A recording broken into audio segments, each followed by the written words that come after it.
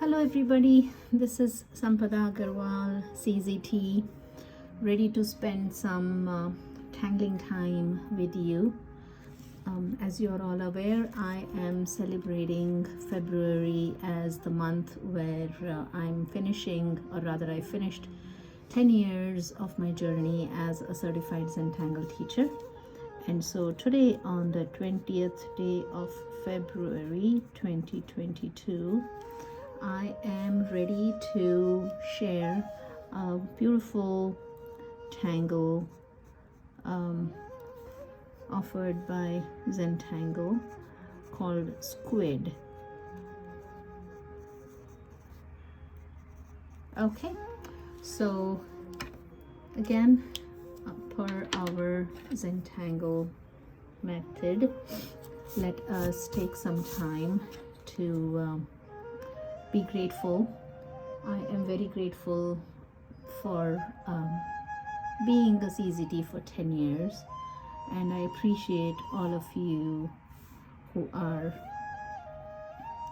taking time to join and watch this video, and I really hope that it is helping you.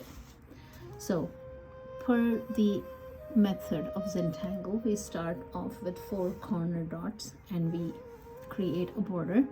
I have been making straight line borders, but you could easily make them wavy or however you want to. And today's tangle is actually, it doesn't need any string. It just because of the small space we have here, we really don't need to. So to begin with, what we do is we just eyeball the center of this. I mean, it doesn't have to be center. You don't just go measuring, please don't. We start making a cluster of these orbs, and when we make these orbs, we don't fill them completely in, but we just leave a tiny little white spot. I hope you can see that, what I'm doing.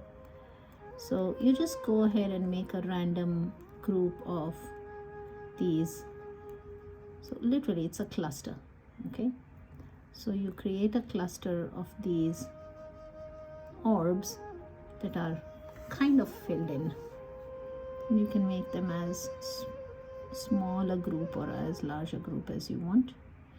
So once we have this set of orbs, now you go ahead and draw these wavy lines, and once you make one line, you go ahead and draw another line that creates such a shape, and you can change the direction of it.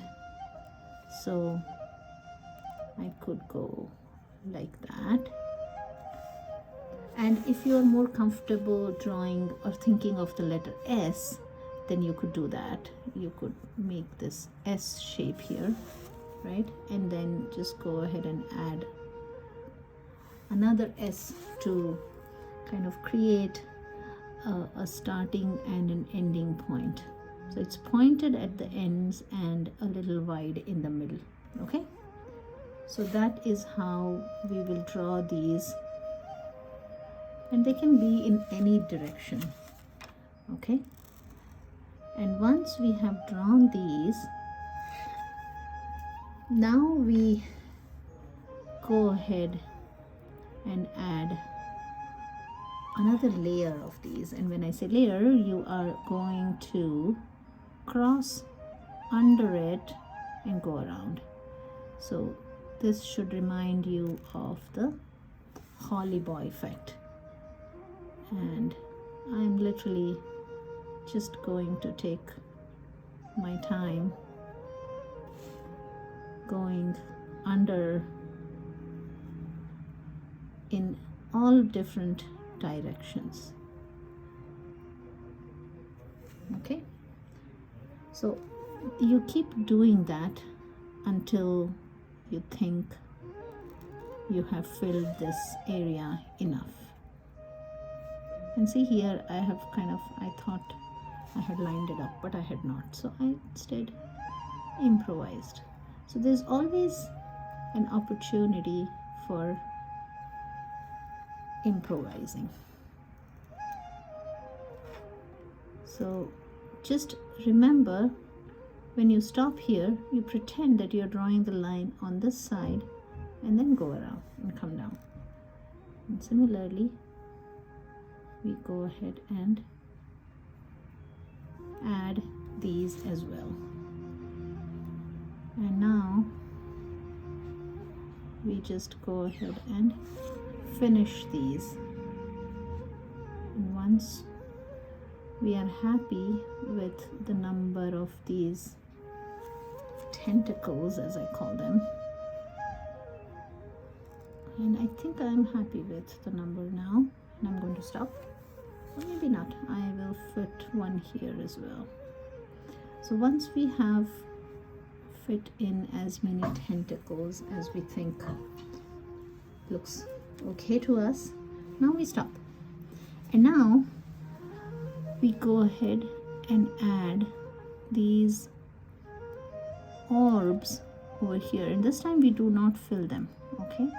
They are just empty, and these orbs will again remind you of the tangle tipple. And you don't go out all the way, you just go out a little fair bit of way, and you can mingle all different sizes of the orbs, so whatever floats your boat. There is no rule. The only rule is that when you draw these orbs, draw each of them very, very mindfully. So you make sure that you have a nice ending point and a starting point. And if it makes you comfortable coming from out to in, so that you know where to stop. Actually, I kind of just made this a little larger, so now I'm going to add a few more here. You could even come from outside in. Okay?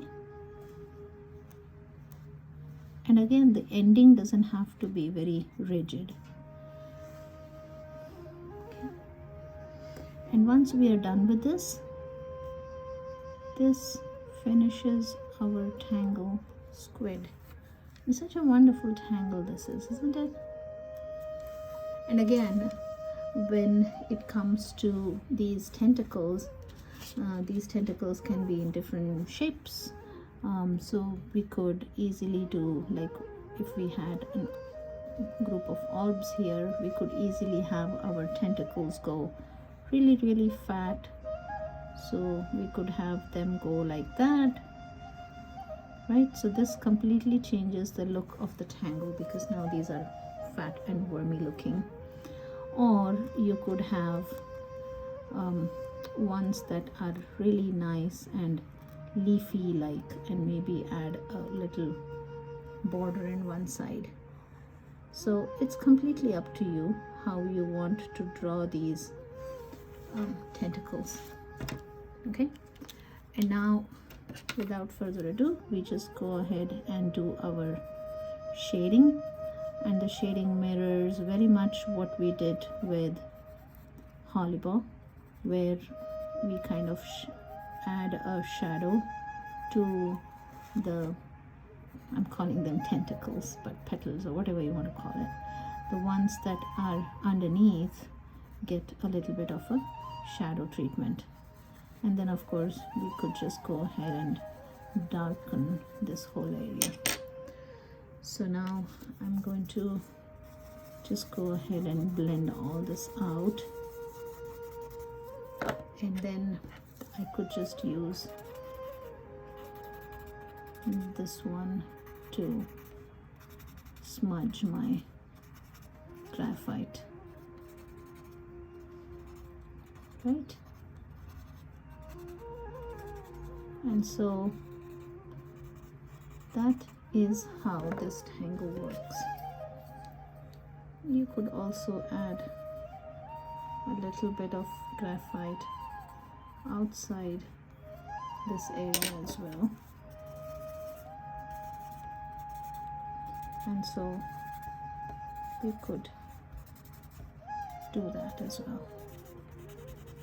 So whatever you think makes it look dramatic enough. Okay, and that is the tangle squid. So I'm going to sign my initial, my treble clef, and again appreciate this particular pattern, and the next time we will see how we can explore